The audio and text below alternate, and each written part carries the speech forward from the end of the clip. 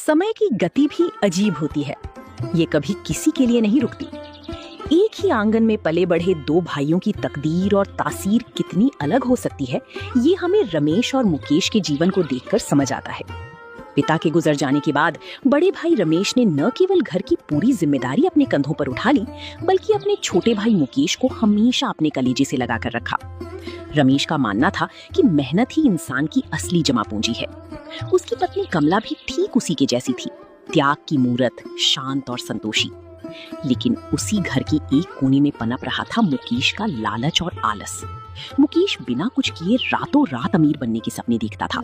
उसे अपनी मेहनत पर नहीं बल्कि शॉर्टकट पर भरोसा था। और जब ऐसे इंसान को गलत सोहबत मिल जाए तो विनाश का रास्ता और साफ हो जाता है। कमला, अरे ओ कमला, जरा बाहर आना भाग्यवान। देखो, आज मंडी में फसल के दाम उम्मीद से थोड़े अच्छे मिल गए। ये सब तुम्हारी उस पूजा पाठ और इस घर की बरकत का ही नतीजा है। मैं तो बस एक जरिया हूँ, मेहनत करने वाला एक साधारण सा किसान। लेकिन जब तक तुम जैसी समझदार पत्नी मेरे साथ खड़ी है, मुझे इस दुनिया की किसी मुसीबत से डर नहीं लगता। बस मन में एक ही चिंता 24 घंटे खटकी रहती है कि हमारा मुकेश कब सुधरेगा। वो सुबह का गया हुआ है और अब शाम ढलने को आई है, पर उसका कहीं कोई अता पता नहीं है। मैं चाहता हूं कि वो भी अब घर की जिम्मेदारियों को समझे, मेरे साथ कंधे से कंधा मिलाकर चले, ताकि आने वाले समय में उसे किसी के आगे हाथ ना फैलाना पड़े। आखिर कब तक मैं उसे एक बच्चे की तरह संभालता रहूंगा? कमला, तुम ही उसे कभी समझाती क्यों नहीं? तुम्हारी बात शायद वो मान ले। आप हाथ पैर धोकर थोड़ा शांत हो जाइए स्वामी। आप दिन रात इस तपती धूप में हाड़ तोड़ मेहनत करते हैं और अपनी सेहत का जरा भी ख्याल नहीं रखते।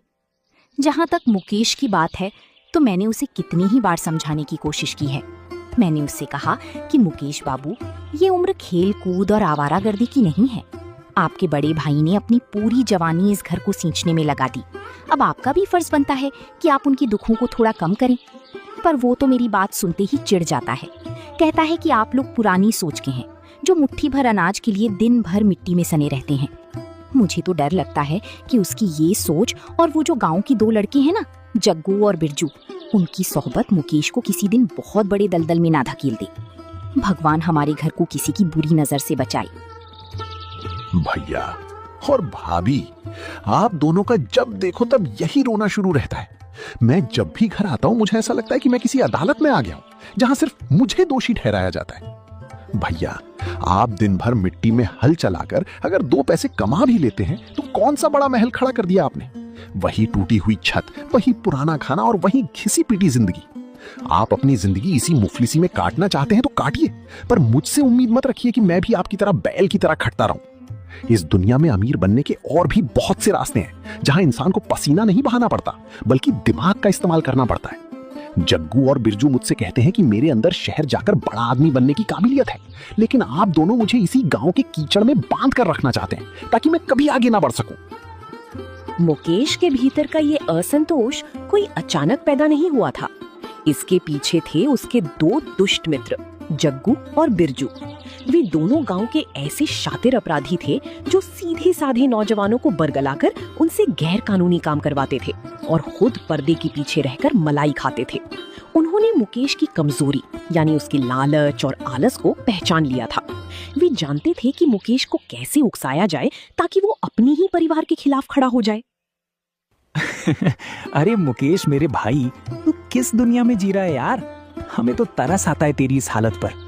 भगवान ने तुझे इतना सुंदर शरीर दिया, इतना तेज दिमाग दिया, पर तेरी किस्मत में वही रूखी सूखी रोटी लिखी है। क्यों? क्योंकि तेरा बड़ा भाई रमेश और तेरी वो सती सावित्री भाभी तुझे आगे बढ़ने ही नहीं देना चाहते। वे जानते हैं कि अगर तू अमीर हो गया तो उनकी गुलामी कौन करेगा। रमेश जो दिन रात अनाज बेचकर पैसे लाता है, तुझे क्या लगता है कि वो सब तिजोरी में सिर्फ अपने लिए नहीं रख रहा? वो तुझे बेवकूफ बना रहा है ताकि तू हमेशा उनकी पैरों की जूती बना रहे। अगर मेरी बात माने तो अपने हक के लिए लड़ना सीख। बाप दादा की जो भी जमीन जायदाद है उसमें अपना आधा हिस्सा मांग और उसे बेचकर हमारे साथ शहर चल। फिर देखना, गाड़ी होगी, बंगला होगा और ये गांव वाले तेरे सामने हाथ जोड़कर खड़े होंगे।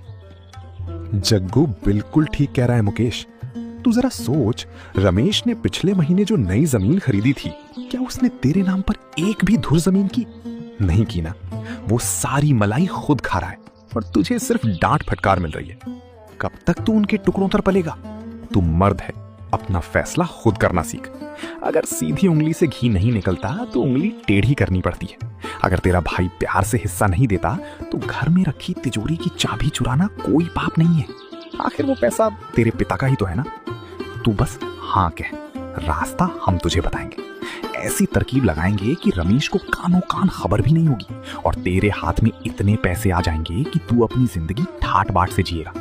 डर मत, हम दोनों तेरे भाई से बढ़कर तेरे साथ खड़े हैं। तुम दोनों सच कह रहे हो। मैं ही अंधा था जो आज तक अपने भाई भाभी को अपना भगवान मानता रहा। भैया हमेशा कहते हैं कि मेहनत करो मुकेश, पर खुद सारे पैसे छुपा कर रखते हैं।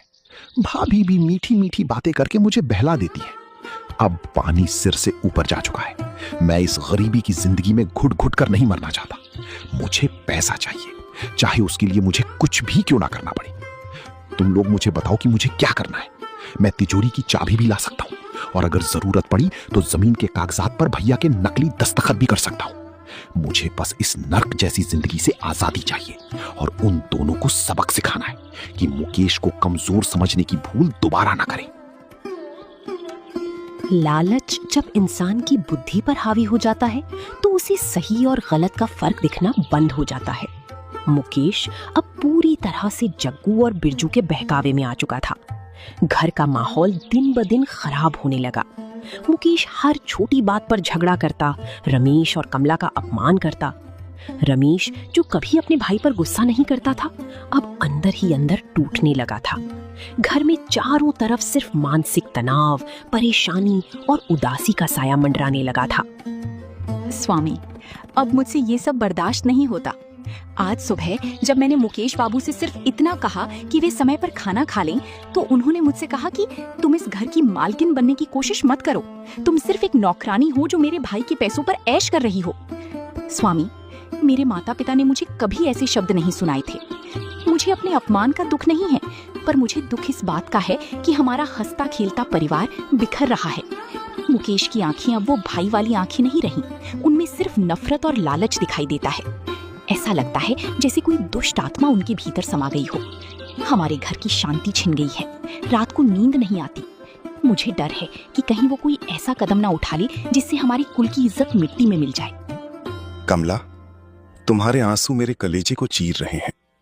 जिस भाई को मैंने अपनी गोदी में खिलाया, जिसके पैर में एक कांटा भी चुभता था तो दर्द मुझे होता था, आज वही भाई हमारे खून का प्यासा हो गया है। मैंने कभी नहीं सोचा था कि पैसे की हवस इंसान को इतना अंधा बना देती है। मैंने दिन रात एक करके जो भी कमाया वो सब मुकेश के भविष्य के लिए ही तो था, लेकिन उसे लगता है कि मैं उसका हक मार रहा हूं। जग्गू और बिरजू ने उसके दिमाग में ऐसा जहर घोल दिया है कि अब उसे मेरा प्यार भी एक चाल नजर आता है। मैं भगवान से प्रार्थना करता हूं कि वो मेरे भाई को सद्बुद्धि दे। अगर उसे जमीन का हिस्सा चाहिए तो मैं उसे खुशी खुशी दे दूंगा, पर इस तरह अपनों का दिल दुखाकर मिलने वाली दौलत कभी फलेगी नहीं कमला। ये परेशानी हमारे सब्र का इम्तिहान है, हमें हौसला रखना होगा। बस कीजिए भैया, अपनी ये लाचारी का नाटक बंद कीजिए। मैं आपकी इन झूठी बातों में अब और आने वाला नहीं हूं। ये देखिए, ये रहे जमीन के बंटवारे के कागजात। मैंने इसमें साफ साफ लिखवा दिया है कि आधा हिस्सा मेरा है। आपको आज और इसी वक्त इस पर अपने अंगूठे का निशान या दस्तखत करने होंगे। अगर आपने ऐसा नहीं किया तो मैं इस घर में ऐसा कोहराम मचाऊंगा कि आप दोनों चैन की सांस नहीं ले पाएंगे। मुझे मत सिखाइए कि क्या फलेगा और क्या नहीं। आपकी इस ईमानदारी ने आपको क्या दिया? सिर्फ फटे हुए कपड़े और कर्ज का बोझ। मैं जग्गू और बिरजू के साथ मिलकर शहर में एक बड़ा धंधा शुरू करने जा रहा हूं और उसके लिए मुझे इस हिस्से के पैसों की सख्त जरूरत है। दस्तखत कीजिए भैया और आज से मेरा और आपका रिश्ता खत्म। रमेश ने भारी मन से और आंखों में आंसू लिए हुए उन कागजात पर दस्तखत कर दिए। मुकेश ने जमीन का वो हिस्सा औने पौने दामों में बेच दिया। उसके पास अब मोटी रकम थी। जग्गू और बिरजू की नजरें उसी रकम पर थीं। उन्होंने मुकेश को झांसा दिया कि वे शहर में एक बहुत बड़ी बेनामी संपत्ति खरीदने जा रहे हैं, जिससे रातों रात उनका पैसा दोगुना हो जाएगा।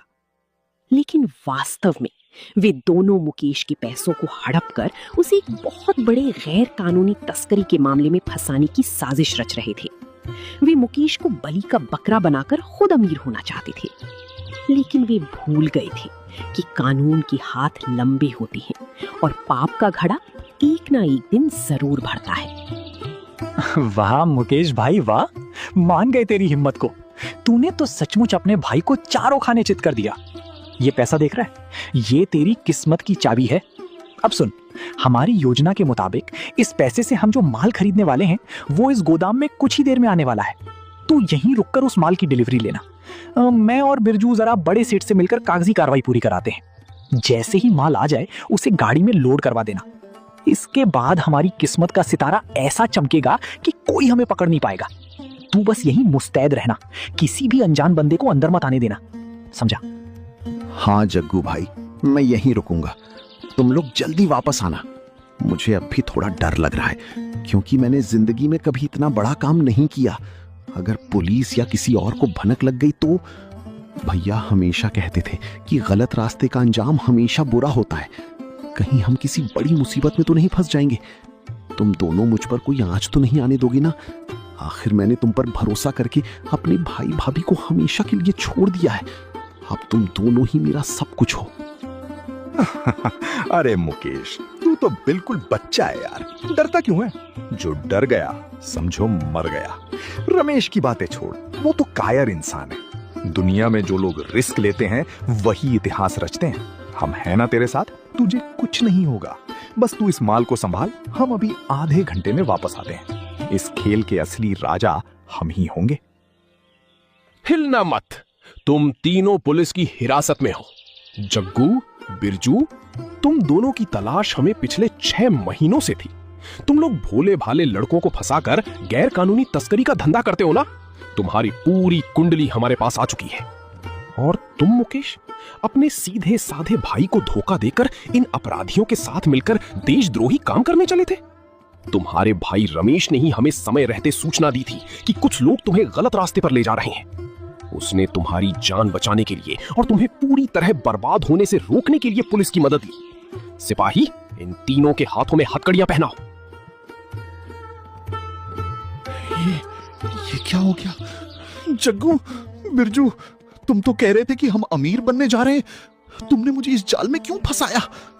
ओह मेरे भगवान, मैंने अपने भाई के साथ गद्दारी की, अपनी उस देवी जैसी भाभी का दिल दुखाया, सिर्फ इन 2 धोखेबाजों की बातों में आकर। भैया ठीक कहते थे कि लालच का अंत सिर्फ विनाश होता है। मुझे माफ कर दो भैया, मुझे माफ कर दो भाभी। मैंने अपनी ही हाथों अपने पैरों पर कुल्हाड़ी मार ली। छोड़ो हमें इंस्पेक्टर साहब, हमारा इस लड़के से कोई लेना देना नहीं है। ये सब माल इसी का है। हाँ, हम तो बस यहाँ खड़े थे। रमेश ने हमारे साथ बहुत बड़ी चाल चली है, हमें छोड़ दो। रमेश ने हमारे साथ बहुत बड़ी चाल चली है, हमें छोड़ दो। चुप रहो मक्कारो, तुम्हारी हर एक चाल रिकॉर्ड हो चुकी है। अब अपनी बाकी की जिंदगी जेल की सलाखों के पीछे गुजारना और वहीं बैठकर अपनी कूटनीति का हिसाब लगाना। ले जाओ इन्हें।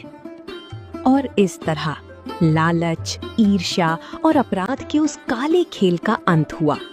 जग्गू और बिरजू को उनके पापों की सजा मिल गई और पुलिस उन्हें घसीटते हुए जेल ले गई। मुकेश को अपनी गलती का एहसास तो हुआ, लेकिन तब तक बहुत देर हो चुकी थी। उसे भी अपने किए की कानूनी सजा भुगतनी पड़ी।